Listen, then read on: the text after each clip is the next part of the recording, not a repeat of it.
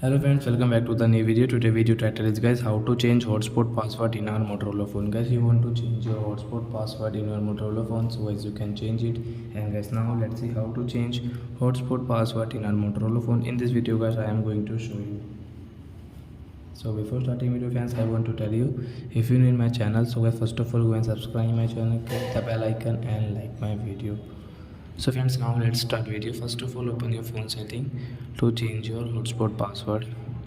So first of all, you can see guys your networks and internet. Tap here, hotspot, Wi-Fi hotspot.